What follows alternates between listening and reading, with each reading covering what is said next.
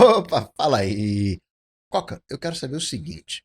O Mastodon, vai resolver o problema do Twitter? Eu vi muita gente, depois o Twitter, Elon Musk, muita gente indo, né, falando do Mastodonte. Ele vai resolver o problema do Twitter ou não?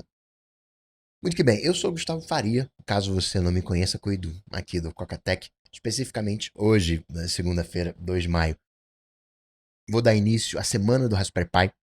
É uma semana voltada a mini servidores, todas aquelas assinaturas que você paga por elas, você pode trazê-las para si, você pode tomar posse da sua vida digital, você pode, né, economizar um catatal de grana, né, tendo. Acaba que essas assinaturas que a gente paga são versões de coisas que você pode instalar na sua casa, né? Por isso um Raspberry Pi, um computadorzinho. Ele é um computadorzinho bem pequenininho, extremamente econômico. E você pode instalar tudo nele e saiu de casa, você continua acessando os seus dados. Então, para você entender isso tudo, semana do Raspberry Pi, coca.tech/rpi, vai lá, garante a sua vaga.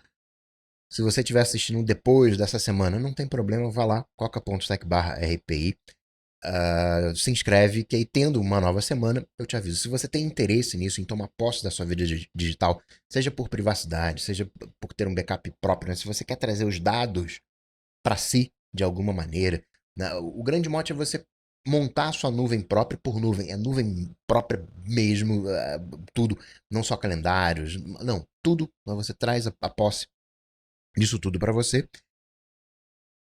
de um jeito, é tão difícil quanto instalar um aplicativo para iPhone. Se você já tentou fazer alguma coisa assim, é complicado fazer essas instalações, mas com o Hackeando Raspberry Pi é como se você vai lá na loja de aplicativos, instala já tudo direitinho, tudo configurado, só usar coca.tech/rpi. Qual é aqui o, né, falar um pouquinho do Mastodon, né? Vai resolver o problema do Twitter. Esse é o motivo do papo hoje. Bom, primeiro de tudo, eu vou ter que te mostrar o que, que é o Mastodon, né? O que, que é isso, né? O que todo mundo fala, né?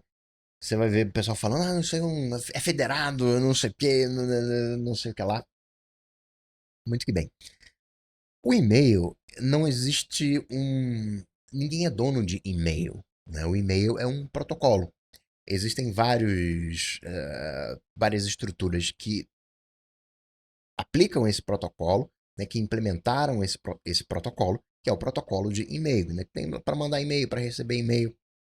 Então ninguém é dono de e-mail, diferente do Twitter, diferente do Facebook. Né, o Twitter, né, Elon Musk, né, possivelmente o novo dono do Twitter, é dele. O Facebook, do seu Zuck, né, o Telegram, do seu Pavel, o Mastodon. Quem é o dono do Mastodon? Não tem um.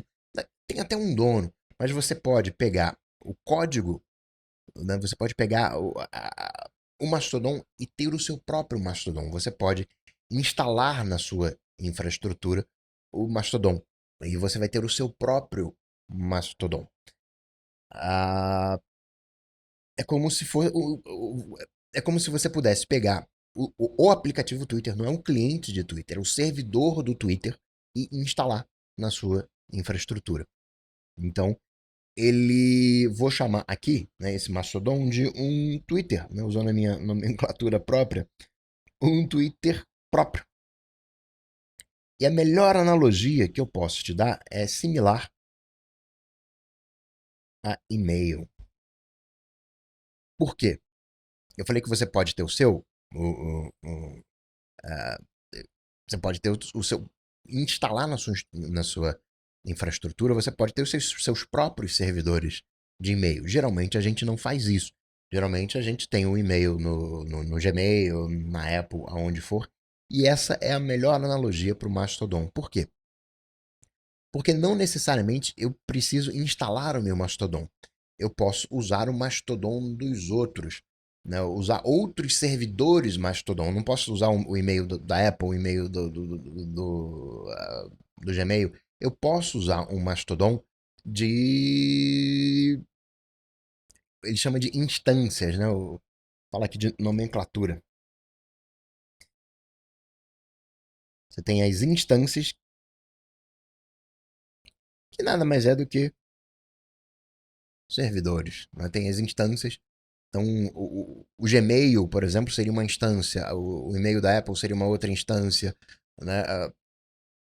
Você, sei lá, quem tem mais de e-mail aí, Outlook, né? Seria uma instância, mas pode trocar por servidor. E tem uma outra coisa que o pessoal vai falar muito, não sei se você já ouviu falar disso aqui, que é federado. Não, é federado. O que acontece? O e-mail, você não consegue trocar e-mail com qualquer um do mundo, né? Você não consegue trocar e-mail entre os usuários das instâncias, você não consegue trocar e-mail entre os usuários dos serviços de e-mail. Isso é uma federação. Isso quer dizer que ele se comunica com outros servidores, né? O Mastodon, ele se comunica com outros servidores, mas ele tem as suas próprias regras, né? Isso quer dizer que ele é federado. É simples assim. O e-mail ele também é federado. Por quê? Porque o e-mail ele tem as suas próprias regras. As regras de spam do Gmail são diferentes das regras de spam da Apple e por aí vai. Cada um tem do que pode, do que não pode, qual o limite de armazenamento no Gmail. Então, federado significa, né? Vamos colocar aqui assim: tem as suas regras,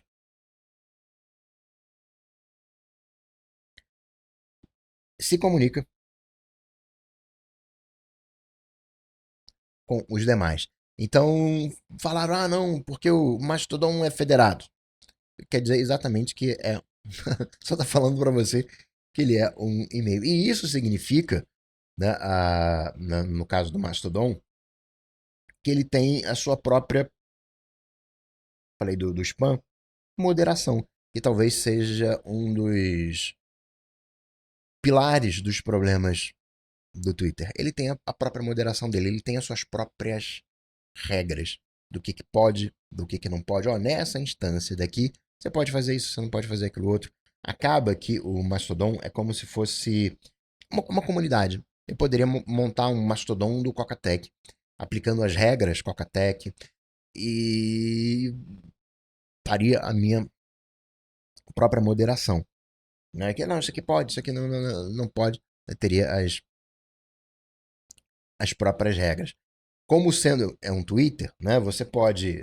É igualzinho os outros, né? Você pode seguir outros usuários.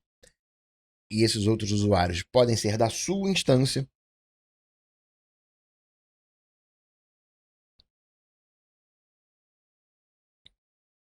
E podem ser de outras federadas. Vou colocar isso aqui, que isso aqui é importante.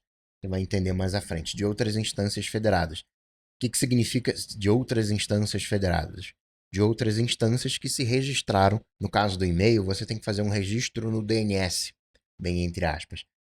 E isso garante que aquele servidor de e-mail está disponível na internet para todo mundo. Então precisa dessa federação para que você consiga se conectar, né? Que uma instância consiga se conectar com outras instâncias. Claro que essas outras instâncias vão ter suas próprias regras. E-mail, a melhor palavra é e-mail. Falando ele tem timeline, né, igualzinho, né, o Twitter. Tem conceito de timeline pública, né, que vai exibir tudo aquilo que é público da sua instância. Tem público das outras instâncias federadas. Né, tem vários. Entrar aqui no detalhe das coisas, né, do timeline pública, né, aquilo que né, é não listado, né, a questão de privacidade, mas para você entender que tem timeline que você segue, A nomenclatura é um pouquinho diferente. Você não tem tweets, você tem tuts, né? Que são os tweets. O que que é um tweet? É um tweet. Ah, você não tem RT, né? Você tem um boost. Vou dar um boost aqui nesse tuts. Você está fazendo o RT. Então vai ter umas diferencinhas ali, mas acaba sendo a mesma coisa. Tem umas coisas que eu gosto, né? No Mastodon. Você tem edição de tweets. Vou chamar de tuts, que agora você sabe o que são tuts, né? Que são os tweets. Você tem a edição de tuts. Chegou agora, né? Foi um burburinho já. Na última versão colocaram, né, o tweets na pressão ali do Twitter. Ah, então vamos fazer também os tuts. Outra coisa que eu gosto, você tem é o CW, que é o Content Warning, que é pô, qualquer moderação. Não, esse Content Warning, o Telegram tem isso. Você marca que aquilo dali é pra pessoa tocar, né? E a pessoa tem que tocar para mostrar o conteúdo. Meio que você vai dar um spoiler. E aí você não quer que a pessoa, né, veja aquele spoiler, ou só quem já viu, de repente, o filme, assiste, enxerga aquele spoiler, você coloca um content warning. E outra coisa que eu gosto muito do Mastodon, não vou falar aqui de privacidade, né, eu também gosto da privacidade, porque os seus dados né, estão ali né, naquela instância de Mastodon, mas tem que ser acaba que, eu falei, você pode criar uma instância Coca-Tech, que você vai pegar a instância né, de quem você confia e vai usar. Mais simples assim. Pô, eu gosto daquele cara ali, gosto do Coca-Tech, vou seguir né, vou usar a instância Coca-Tech para me conectar com no Mastodon. Não teria a privacidade do Coca-Tech, mas vou falar disso aqui ainda, mas o que eu gosto mesmo do Mastodon é que, como é que eu vou colocar isso aqui? Não é economia da atenção. Como é que o Instagram ganha dinheiro? O Instagram ganha dinheiro fazendo com que você fique na rede social, né? Que você passe tempo no Instagram. O Twitter também, ele ganha dinheiro você estando nele. E aqui não é assim, né? Você não tem incentivo de ficar conectado. Você não tem esse incentivo. O algoritmo, aqui você não vai ter um algoritmo. Não, não, fica mais aqui um pouquinho, né? Os algoritmos de Facebook da vida, de todos eles, você vai ter aquela visão de quem você segue, né, respeitando, né, né, de quem você segue. Você vai ver as coisas de maneira cronológica. Aquele Twitter das antigas é o que você vai encontrar no Mastodon. A instância mais famosa né, é o Mastodon.social do Gargron, Eugene Gargron, ele que cuida, é a maior delas. Então, né, vou colocar aqui estrutura, Mastodon.social. Você tem os clientes oficiais. Até no final de semana eu passei na Apteca. O cliente que eu mais gosto de Mastodon, né, é o que eu mais gosto, mas você pode fazer uso dos oficiais Twitter, Twitter, para iOS e para Android. É, talvez o Mastodon se torne um padrão, mais difícil dele se tornar um padrão, mas pelo menos vai lá, já garante o seu nome de usuário, seja lá no Mastodon.social, que seja, garante o seu nome de usuário, né? Marca a sua, a sua presença. Então, aí vem a pergunta, né? Vai resolver o problema? E aí a gente tem que entender o seguinte: qual é o problema do Twitter? Se for um problema, né, de privacidade, você, poxa vida, o seu Elon Musk tá de olho nos meus dados. Então eu não confio no Elon Musk com os meus dados, ainda que a gente não tenha nenhum indício, nenhum indicativo de problema de privacidade com o seu Elon Musk, mas você tem a sua desconfiança, então, né, privacidade, sim, ele vai resolver. Moderação. O problema do Twitter é moderação. A gente fala de moderação que é mais denso, né? Algoritmo. Meu problema do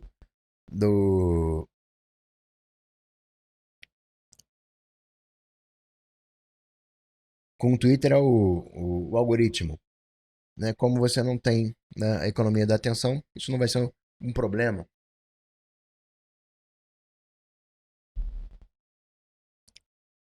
Agora, se o seu problema é com a moderação, bom, cada servidor vai ter a sua própria moderação. Então é uma questão de você escolher um que você curta a moderação e vambora. Resolveu o problema? Então, o, o mito da liberdade de expressão, né, para usar um termo que o pessoal está batendo muito hoje em dia, ele foi válido até ali mais ou menos 2015. 2015 a coisa começou a desandar. 2015 começaram a surgir as narrativas. Não importava mais, né? É aqui que eu começo a estudar fake news. Não importava mais a pós-verdade, né? Que o pessoal chamava também. Que não importa mais se a coisa é verdade ou não. Né? E isso aqui é complicado, né? Falar de verdade. Porque a verdade, primeiro que ela não é uma coisa absoluta. Você pode até ter uma verdade ali absoluta com números, né? Uma verdade mais fria. Mas ainda assim, você tem o bem-estar humano. Né? Uma mãe que vê um filho chegando em 10º lugar numa competição, sim, o moleque chegou em 10º lugar, mas a mãe vai, pô, isso aí, você mandou, vai incentivar.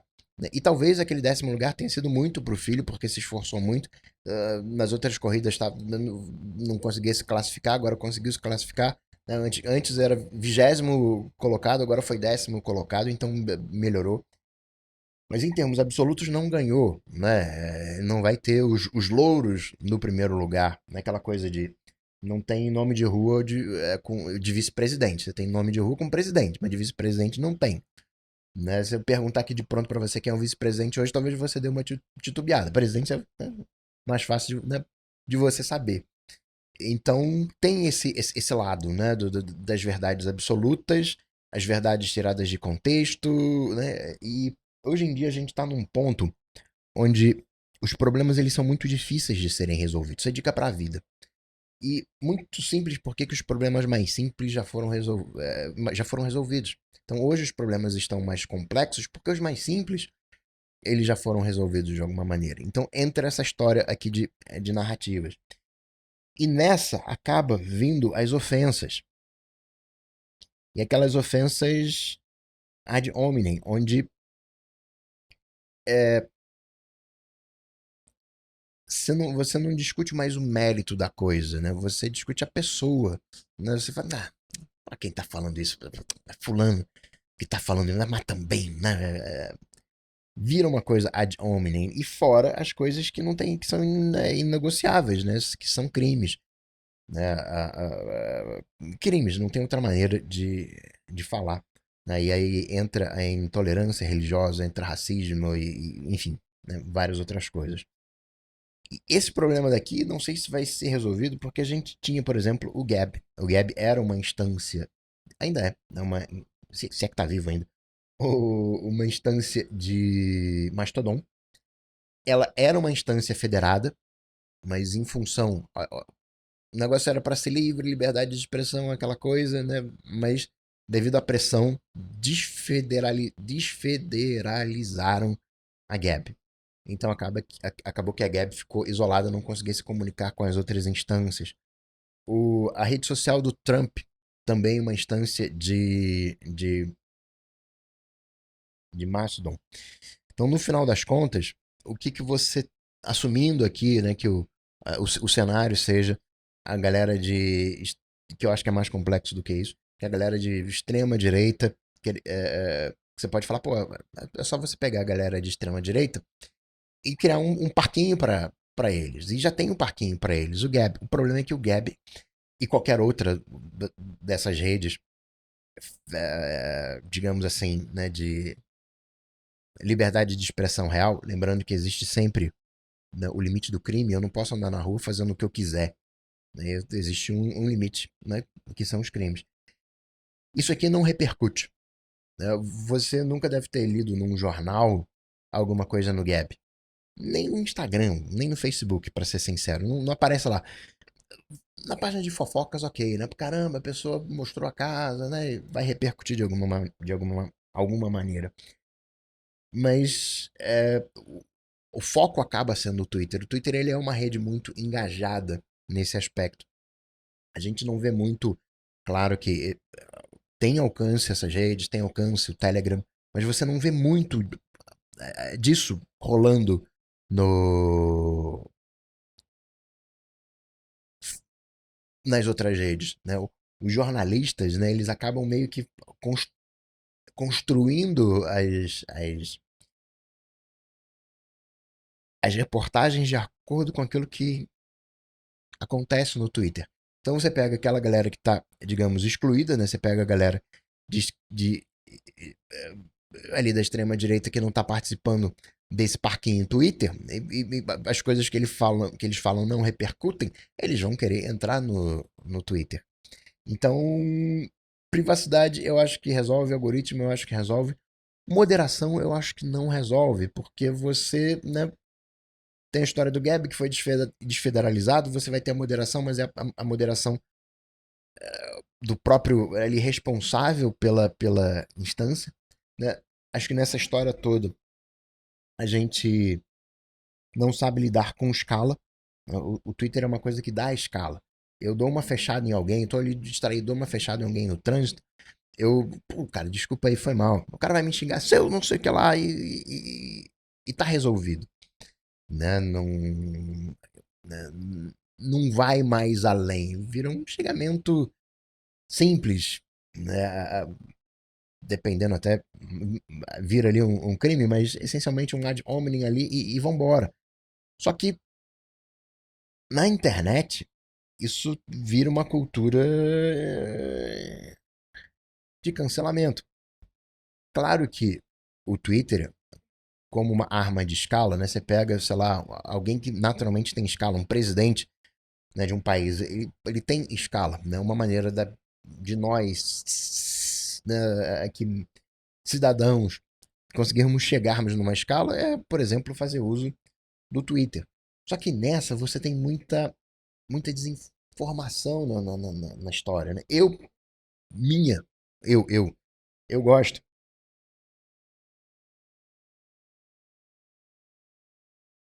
Eu curto os tais especialistas.